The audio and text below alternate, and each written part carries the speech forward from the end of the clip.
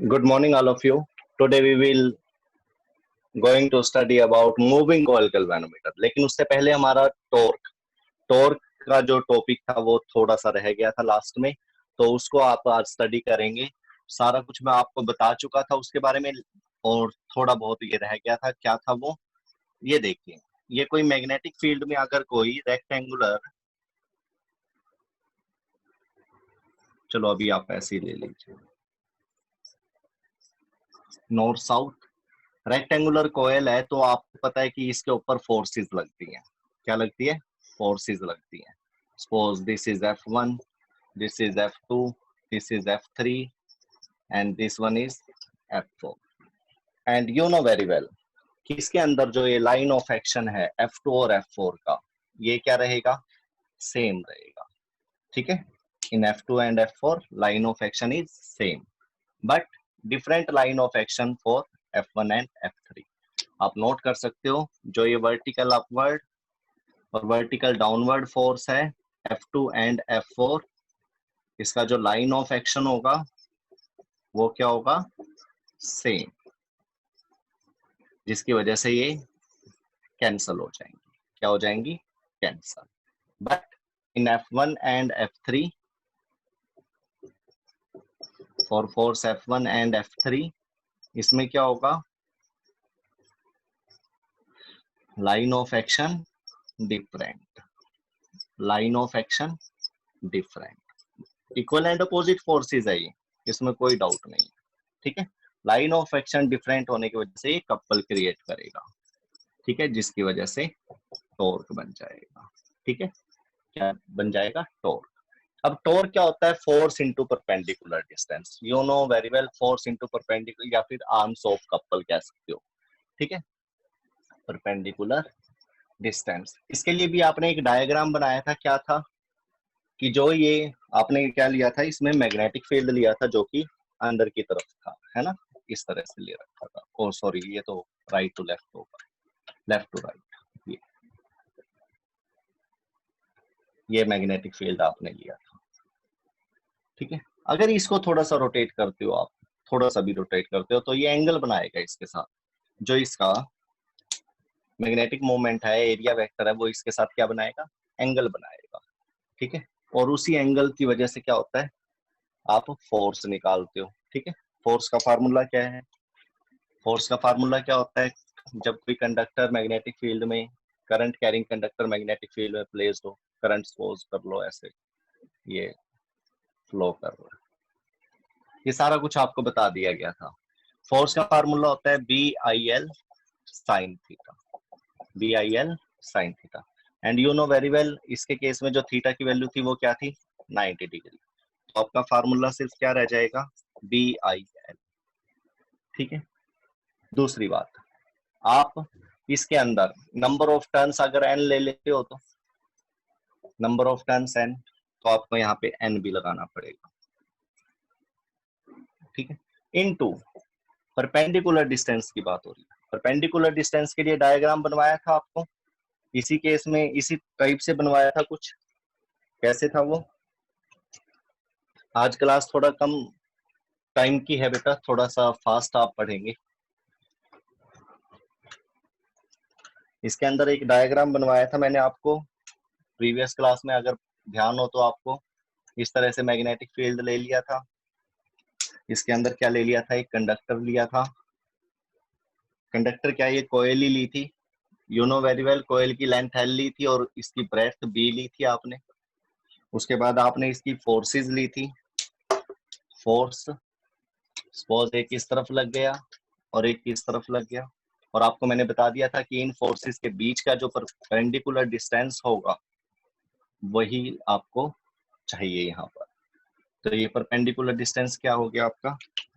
यहाँ से ही ले लो, ये लो, ये रहा परपेंडिकुलर डिस्टेंस। ये देखो 90 डिग्री राइट एंगल ट्रायंगल बन चुकी है, ये B हो गया, ये परपेंडिकुलर डिस्टेंस हो गया। तो इसकी वैल्यू क्या आएगी? कोई भी नाम दे दो, एक्स वाई जेड नाम दे दो। वाई जेड की वैल्यू क्या होगी? Y z upon x y. क्या होता है ये? वाई जेड क्या है? परपेंडिकुलर। ये क्या होगा? हाइपोटेन्यूस। और ये क्या होगा? ये वाला क्या होगा, बेस। तो परपेंडिकुलर अपॉन हाइपोटेन्यूज किसके इक्वल होता है, साइन थीटा के। वाई जेड की वैल्यू क्या होगी, इस परपेंडिकुलर की वैल्यू क्या होगी, perpendicular upon b is equal to sine theta, और परपेंडिकुलर इज इक्वल टू क्या आ गया, बी साइन थीटा। परपेंडिकुलर क्या है हमारा यहाँ पर, वाई जेड। तो यहाँ पे आप वाई जेड लगा सकते हो, वाई जेड की वैल्यू पुट कर सकते हो, क्या होगी, बी साइन थीटा। तो यहाँ से टॉर्क की वैल्यू आपने निकालनी है। अब torque is equal to n I l b capital B sine theta. Tau is equal to n I, l into b क्या होगा, यू नो रेक्टेंगल थी जो ये कोयल ली थी आपने, इसमें इसको एल लिया था और इसको बी, ये वही बी है यहाँ पर जो ऐसे शो करके दिखाया, क्योंकि ये तो क्या हो गए थे इक्वल, एंड ये तो रोटेट करने का काम आएगा, लेकिन लेंथ तो ये आएगी ना उनमें, इन दोनों की फोर्स के बीच में जो हाइपोटेन्यूज का काम करेगा वो ये वाली साइड करेगी इस रेक्टेंगल की। तो एल इंटू बी क्या होगा, इस रेक्टेंगल का एरिया, क्या होगा, एरिया। तो यहाँ पे आप लगाएंगे एल इंटू बी को area, b sine theta. Okay, इसके बाद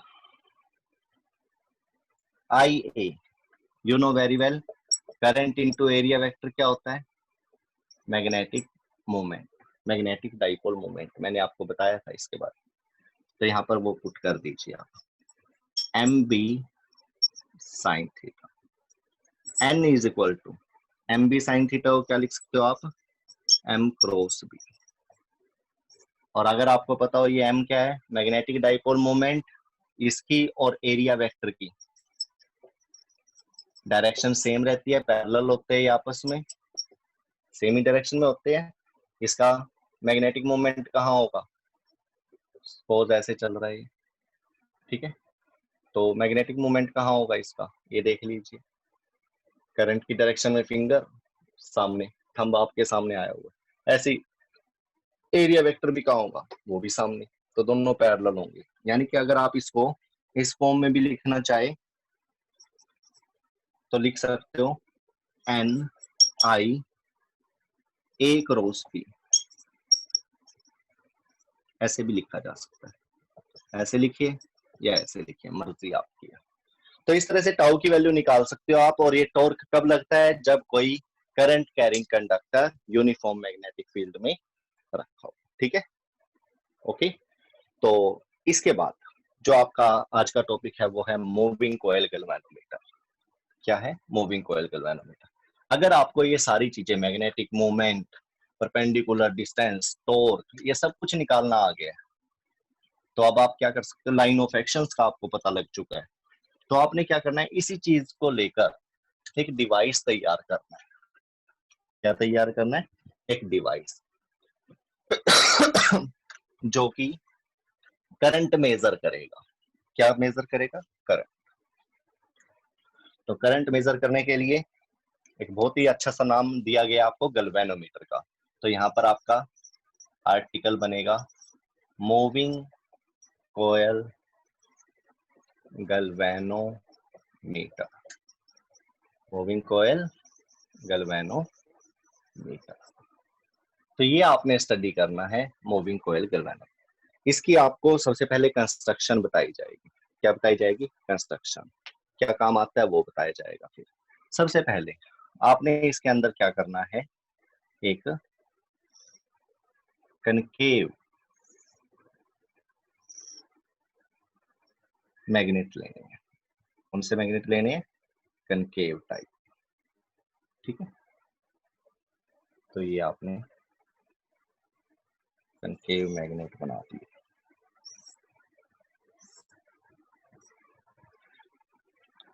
और कनकेव मैग्नेट में क्या होता है, एक साइड नॉर्थ और एक साइड साउथ, ठीक है। उसके बाद आपने इसके अंदर एक आर्मेचर बनाना है, रेक्टेंगुलर आर्मेचर।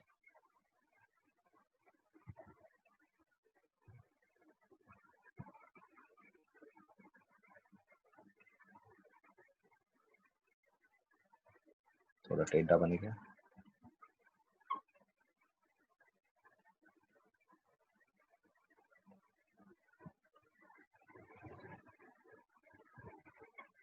इसके अंदर नंबर ऑफ टर्न्स आप n कर देंगे, काफी टर्न्स बना दोगे। ये मतलब ऊपर नीचे नहीं है, इसी तरह से रेक्टेंगल सेम लेंथ और ब्रेथ के ये सभी, नंबर ऑफ टर्न्स n ले लेने आप, ठीक है। उसके बाद इस आर्मेचर का जो एक एंड होगा उसको आपने मिरर से कनेक्ट कर देना, प्लेन मिरर कह सकते हो, ठीक है। इसी तरह से जो ये लोअर एंड होगा इसको आपने एक स्प्रिंग से क्या कर देना है, कनेक्ट कर। तो ये दो एंड आपके पास आ चुके हैं। सपोज ये एक एंड ए हो गया और ये बी, ठीक है। आफ्टर दैट आपने क्या करना है, इसके बीच में जो ये रेक्टेंगुलर कॉइल सी नंबर ऑफ टर्न्स थे, आपने इसके बीच में एक सॉफ्ट आयरन सर्कुलर सिलेंडर ऐसे लगा देना, ठीक। क्या होता है इसके अंदर, इसके अंदर आपने क्या करना है, ये दो एंड से कोई भी, मान लो कोई भी चीज आपको दे दी गई है और उसमें बहुत कम करंट है, very small current is there, तो आप उसको चेक कर सकते हो इसके अंदर। मान लो ये यही चीज है, ये मार्कर, इसमें थोड़ा सा करंट फ्लो कर रहा है, सपोज इसमें करंट फ्लो कर रहा है, ठीक है। तो आपने क्या करना है, इसके एक एंड को दूसरे एंड को ए और बी से क्या कर देना है, टच कर देना। टच करेंगे तो क्या होगा, करंट फ्लो होगा। क्या होगा, करंट फ्लो।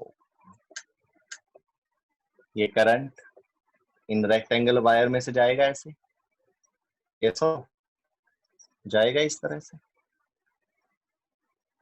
और इस वाले एंड से बाहर निकल जाएगा, ठीक।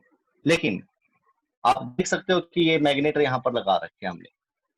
सबसे पहली बात तो कनकेव टाइप के लगा रखे हैं रेडियल मैग्नेटिक फील्ड लेने के लिए। दूसरा, करंट कैरिंग कंडक्टर इसके बीच में रखा हुआ है, और वो भी रेक्टेंगुलर कॉइल। और अभी आपने इससे पहले जो टॉपिक पढ़ा था उसमें साफ साफ देख लिया था कि अगर कोई current carrying conductor magnetic field में रखा जाएगा तो वो क्या होता है, रोटेट होता है।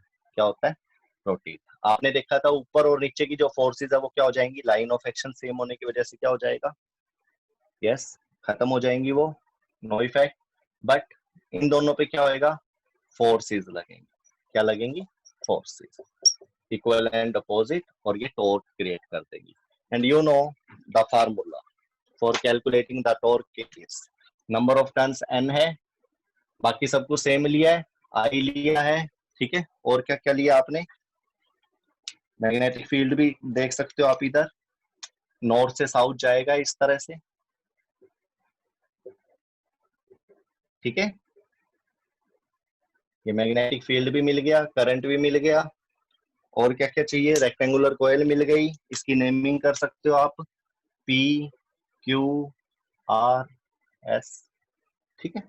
तो टॉर्क लिखवाइए इन दिस केस। और जो ये टॉर्क होगी, क्योंकि ये डिफ्लेक्ट हो रहा है, इसको बोलेंगे आप डिफ्लेक्टिंग टॉर्क। कौन सी टॉर्क, डिफ्लेक्टिंग टॉर्क। अभी बताएंगे आपको इसका मतलब क्यों लिया गया है और क्या मतलब है। तो यहाँ पर जो टॉर्क होगी, फोर्स इनटू परपेंडिकुलर डिस्टेंस, अभी जो प्रीवियस आपने प्रिंसिपल करा था वो इसी का था। क्या आया था वो formula, n I A B sine theta, यही आया था। थीटा की वैल्यू क्या थी, 90 डिग्री। तो टॉर्क, डिफ्लेक्टिंग टॉर्क की वैल्यू क्या आ गई, n I A B sine 90। तो ये इक्वेशन फर्स्ट, डिफ्लेक्टिंग टॉर्क।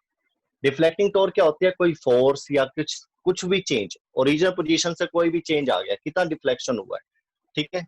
तो हमने इसको ले लिया डिफ्लेक्टिंग टॉर्क। लेकिन जो ये स्प्रिंग आपने इसके साथ लगा रखा है, या फिर जो ये स्ट्रिप होती है, ये हम लेते हैं फॉस्फर ब्रोंज की। किसकी लेते हैं, फॉस्फर ब्रोंज, और क्वार्टर्स की भी ले सकते हो। क्यों ले सकते हैं, क्योंकि इसका जो रेजिस्टेंस होता है वो बहुत ही कम होता है, मतलब करंट के लिए बहुत ही अच्छा रहता है। जो करंट, थोड़ा सा तो करंट है हमारे पास, अगर वही इस रेजिस्टेंस में खत्म हो गया तो आगे क्या जाएगा। तो इसीलिए हमें एक ऐसा एलॉय लेना पड़ा जिसमें से करंट इजिली फ्लो कर ले। तो फास्फोर, ब्रॉन्ज या फिर क्वार्टर्स की आप ये स्ट्रिप्स लेंगे, मिरर को अटैच करेंगे। मिरर क्या होगा, डिफ्लेक्शन देने में हेल्पफुल रहेगा। ठीक है, आपको पता भी लग जाएगा मिरर से कि डिफ्लेक्ट हुआ है या नहीं। देखो शीशा थोड़ा सा भी हिलता है, मान लो ये बोर्ड मिरर होता, अगर ये थोड़ा सा भी हिलता है तो आपको पता लग जाता है, लेकिन अभी भी ये हिल रहा है तो मे बी आपको कंफ्यूजन रहे, थोड़ा सा ना पता लगे। इसकी जगह पर मिरर हो तो इजिली पता लग जाता है कि ये हिल रहा है। ठीक है, तो मिरर इसलिए भी लगाया जाता है, और दूसरा डिफ्लेक्शन देखने में आसानी रहती है कि भाई कितना वो रोटेट हुआ है। इसके डिफ्लेक्शन से ही आप क्या कर रहे हो, इसके अंदर वर्किंग करोगे, क्योंकि जैसे ये armature P Q R S rotate होगा, इसके साथ स्टिक पे जो ये मिरर है ये भी क्या होगा, डिफ्लेक्ट होगा। तो जिस टाइम ये डिफ्लेक्ट हुआ है, एक्शन में आया है, उस टाइम क्या हो गया, डिफ्लेक्टिंग टॉर्क। लेकिन जैसे ही आपने ये करंट फ्लो करवाना बंद कर दिया तो ये स्प्रिंग क्या होगा, स्प्रिंग भी इसके साथ घूमा था, इस स्प्रिंग को वापस इसकी ओरिजिनल पोजीशन पे ले आएगा। इसका मतलब ये भी एक टॉर्क लगाएगा, इसको नाम देंगे रेस्टोरिंग टॉर्क। क्या बोलेंगे, रेस्टोरिंग टॉर्क। और ये इक्विवेलेंट अपोजिट होती है आपस में। क्या होती है, इक्विवेलेंट अपोजिट। अब रेस्टोरिंग टॉर्क क्या है, रिस्टोरिंग टॉर्क देखिए, इसने कितना एंगल लिया, कितने एंगल पे इसको घुमाया। देखो ये तो अपना डिफ्लेक्टिंग टॉर्क था, आपने प्रीवियस टॉपिक से ये ले लिया, क्योंकि ये current carrying conductor magnetic field में जब होता है तो ये टॉर्क लगती है। लेकिन इसी केस में यहाँ पर यही डिफ्लेक्शन थीटा से मिल रहा है। मान लो ये मिरर थोड़ा सा ऐसे हो गया, जब ये ऐसे घूमेगा तो ये भी घूमेगा। ठीक है, इस तरफ, सॉरी इस तरफ घूमेगा, ये ऐसे घूमेगा तो ये इस तरफ घूमेगा। ध्यान देना, पी क्यू आर एस ऐसे घूमेगा तो मिरर की पोजीशन ऐसे आएगी मेरी तरफ, मिरर ऐसे हो जाएगा मेरी तरफ, और ये इस तरफ, कोयल इस तरफ। तो जो ये रेस्टोरिंग टॉर्क है ये थीटा के ऊपर डिपेंड करता है। किसके ऊपर, थीटा के ऊपर। लेकिन जो ये थीटा है, ये फॉस्फोर ब्रोंज है, इसका रेजिस्टेंस, ठीक है, मैग्नेटिक फील्ड और रेजिस्टेंस, करंट, जो भी वैल्यू है सारी की सारी इसके अंदर, सारी की सारी इंक्लूड करनी पड़ती है, जिसकी वजह से हम साथ में इसके लिखते हैं के थीटा। भाई सिर्फ थीटा नहीं, थीटा के साथ और भी फैक्टर है, ये फॉस्फोर ब्रोंज भी लगा हुआ है, स्ट्रिप कैसी है, उसकी इलास्टिसिटी कैसी है ना, तो किस मटेरियल का बना हुआ है, ये सारा कुछ इसमें मान लो के कांस्टेंट के साथ ले लिया आपने। तो रिस्टोरिंग टॉर्क ये भी डिफ्लेक्शन दे रहा है, डिफ्लेक्टिंग टॉर्क ये भी डिफ्लेक्शन दे रहा है। ये करंट मैग्नेटिक फील्ड के साथ रिलेशन निकाला था, ऐसे ले लिया आपने, और ये एंगल के साथ ले लिया जो कि ये मिरर दे रहा है फॉस्फोर ब्रोंज या क्वार्टर्स की स्ट्रिप के साथ। ठीक है, स्प्रिंग की वजह से ये इसके अंदर आ जाएगा। तो ये दूसरी इक्वेशन आपकी, सेकंड इक्वेशन। अब दोनों ही टॉर्क है, दोनों ही क्या है, टॉर्क, और एक ही केस में है, तो आपने क्या करना है, इन दोनों को इक्वल रख देना है। Deflecting torque is equal to restoring torque. Deflecting torque क्या होता है, क्या है value, n I A B. ठीक है, इसकी क्या वैल्यू है, के थीटा। करंट की वैल्यू क्या होगी, के अपॉन एन ए बी, साथ में थीटा। अब देखिए के क्या है, यहाँ पर कांस्टेंट लिया था, एन क्या है, नंबर ऑफ टर्न्स, वो भी कांस्टेंट ही है, ए क्या है, एरिया ऑफ रेक्टेंगल, वो भी कांस्टेंट ही है, बी क्या है, मैग्नेटिक फील्ड, जो कि इसने दी है। तो ये सारा का सारा डिफ्लेक्शन कितना होगा, ये डिपेंड करेगा करंट के ऊपर। तो यहां से ये सारा का सारा गैल्वेनोमीटर कांस्टेंट ले लिया, और यहां से आपको पता लगा I is directly proportional to theta. तो ये था आपका मूविंग कॉइल गैल्वेनोमीटर, सारा खेल इसका है। टॉर्क की वैल्यू आती हो तो आपने एक रेस्टोरिंग टॉर्क का टॉपिक इसके अंदर ऐड करके क्या कर देना है, करंट की वैल्यू किससे निकलेगी, थीटा से। यानी कि करंट और थीटा में ज्यादा डिफरेंस नहीं, जितना ज्यादा करंट उतना ज्यादा डिफ्लेक्शन मिल जाएगा। यही है इस गैल्वेनोमीटर की थ्योरी। तो मूविंग कॉइल गैल्वेनोमीटर किस लिए डिजाइन करा गया, फॉर मेजरिंग स्मॉल करंट। और ये किस प्रिंसिपल पे वर्किंग करता है? When a current carrying conductor place in uniform magnetic field it experiences torque. तो ये सारी चीजें आपको पता होनी चाहिए। तो क्या कंक्लूजन निकाला? सबसे पहला जो मूविंग कॉइल गैल्वेनोमीटर है वो क्या? मेजरमेंट ऑफ और डिटेक्शन भी कह सकते हो, ठीक है। Moving coil galvanometer is used या device which is used to measure और detect the small current, detection of small current. Principle क्या होगा इसका? प्रिंसिपल होगा when a current carrying conductor और coil, when a current carrying conductor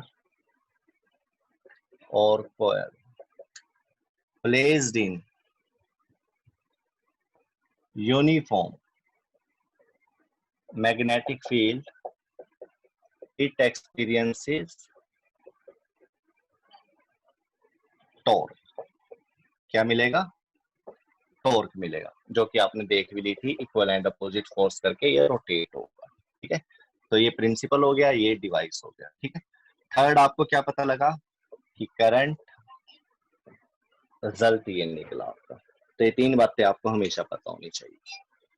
इसके बाद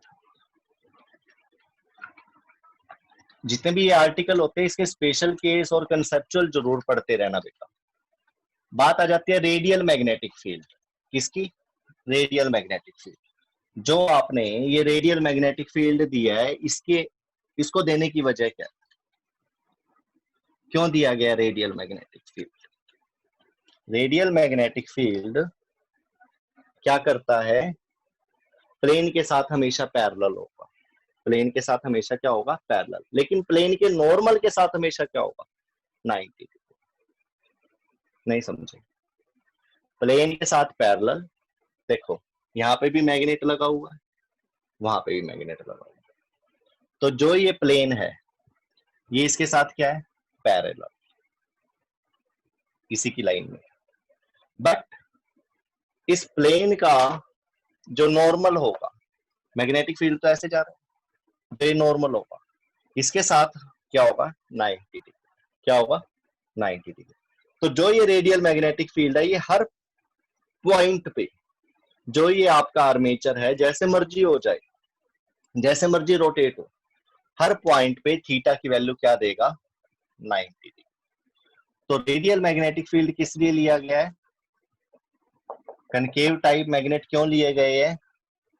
ताकि जो कॉइल है उसको फुल मैग्नेटिक फील्ड मिल सके, मैक्सिमम मैग्नेटिक फील्ड मिल सके, ठीक है। मैक्सिमम और नॉर्मली मतलब परपेंडिकुलरली उसके ऊपर डले, जिसकी वजह से फोर्स की वैल्यू क्या हो जाती है? BIL साइन थीटा, यानी कि sine 90, you know very well. तो फोर्स की वैल्यू क्या हो जाती है? मैक्सिमम। क्या हो जाती है? मैक्सिमम। इसलिए रेडियल मैग्नेटिक फील्ड लिया गया। क्यों? मैं लिख देता हूं, plane parallel to magnetic field. किसका? कॉइल का, रेक्टेंगुलर कॉइल। या फिर आप इसी चीज को लिख सकते हो, नॉर्मल और एरिया वेक्टर और मैग्नेटिक डाइपोल मोमेंट। बताया था ना आपको, तीनों चीजें एक ही डायरेक्शन में होंगी।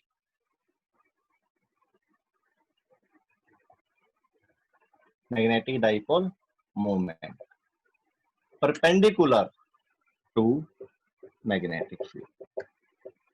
या तो ये लिख दो या ये लिख दो, बुक में ये भी लिखा हुआ है और ये भी लिखा हुआ है।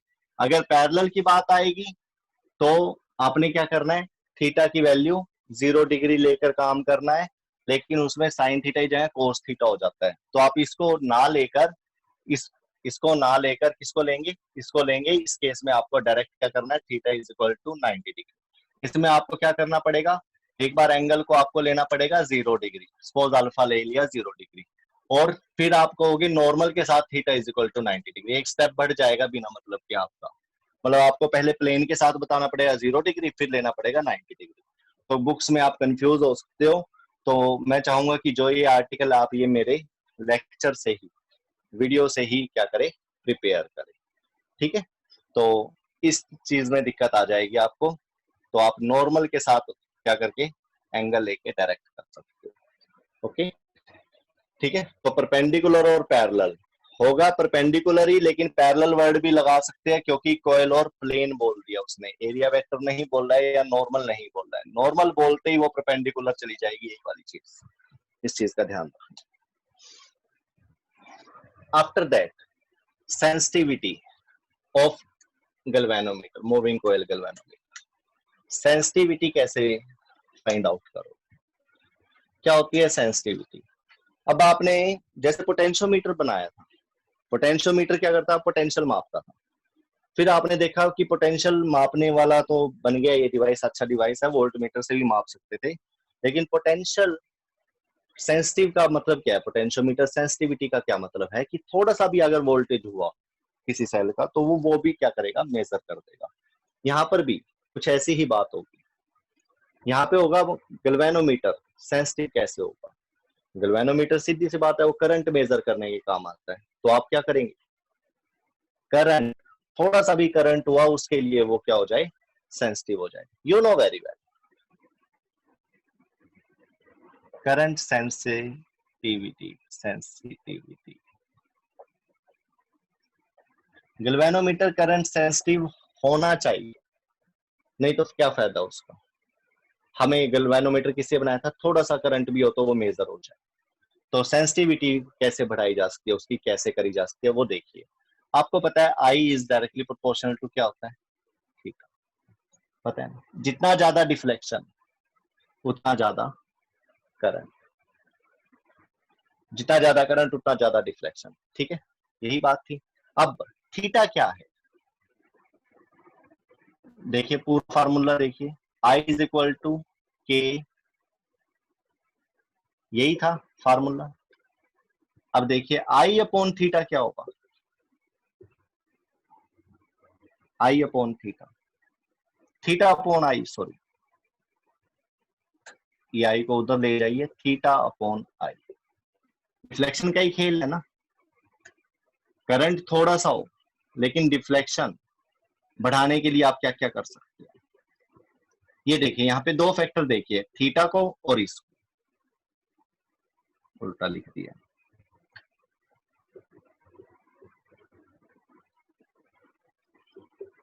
इसको देखिए, यहाँ पर जो मेरा ये करंट है ये डिफ्लेक्शन के साथ है, जितना ज्यादा करंट होगा डिफ्लेक्शन उतना ज्यादा मिलेगा। और थीटा डिफ्लेक्शन है किसकी, मिरर की। अगर मिरर डिफ्लेक्ट होता है तो मेरे लिए वो बहुत अच्छा होगा, ताकि गैल्वेनोमीटर डिफ्लेक्शन दे रहा है, इसका मतलब करंट है। तो वो थीटा जरूरी नहीं करंट के ऊपर ही आप लोगे, थीटा की वैल्यू इनसे भी इंक्रीज की जा सकती है, नंबर ऑफ टर्न्स बढ़ाकर। नंबर ऑफ टर्न्स बढ़ाकर क्या करा जा सकता है, थीटा को इंक्रीज करा जा सकता है। और थीटा इंक्रीज होगा तो डिफ्लेक्शन इंक्रीज होगा। तो करंट सेंसिटिव बढ़ाने का तरीका, मैग्नेटिक फील्ड को बढ़ा दीजिए, जो ये रेडियल मैग्नेटिक फील्ड ले लो आप, सिंपल मैग्नेट की बजाय रेडियल मैग्नेटिक फील्ड ले लो, डिफ्लेक्शन आपका क्या हो जाएगा, इंक्रीज होगा, जिससे करंट सेंसिटिविटी बढ़ती है।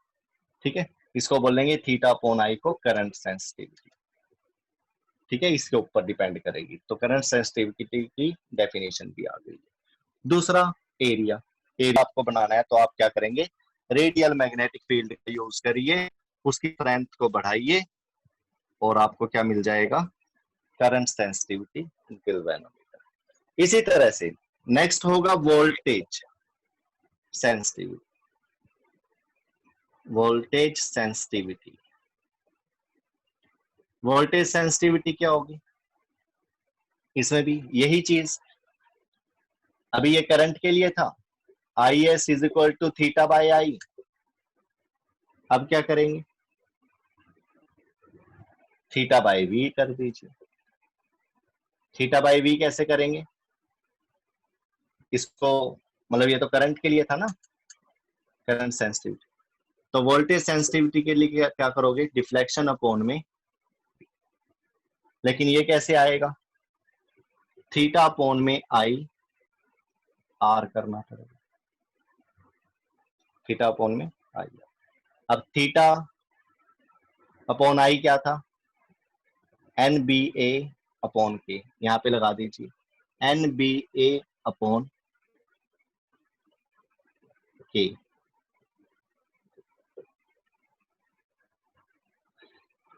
ठीक है, N B theta upon I की जगह पे आई तो खत्म हो गया।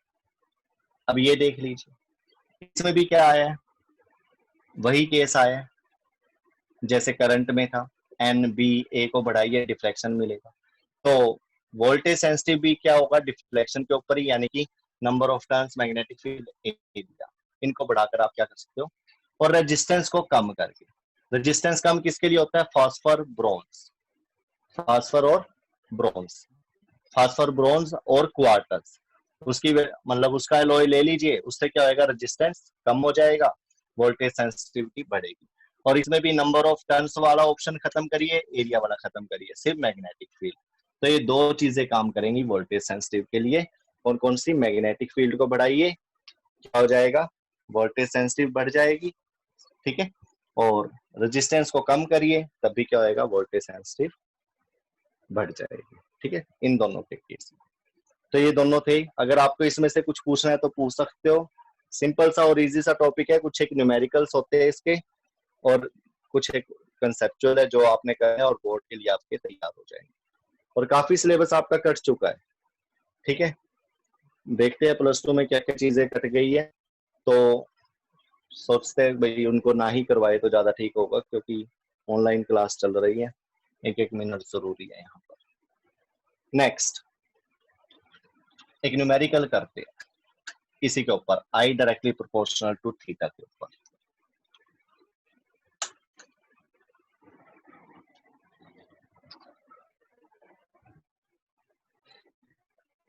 सपोज एक करंट है 3 मिली एम्पियर और माइक्रो एम्पियर, और जो ये मूविंग कॉइल गैल्वेनोमीटर है ये डिफ्लेक्शन देता है 60 डिग्री।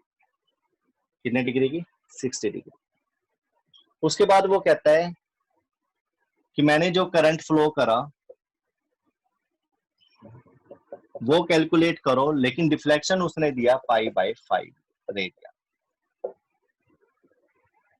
Pi by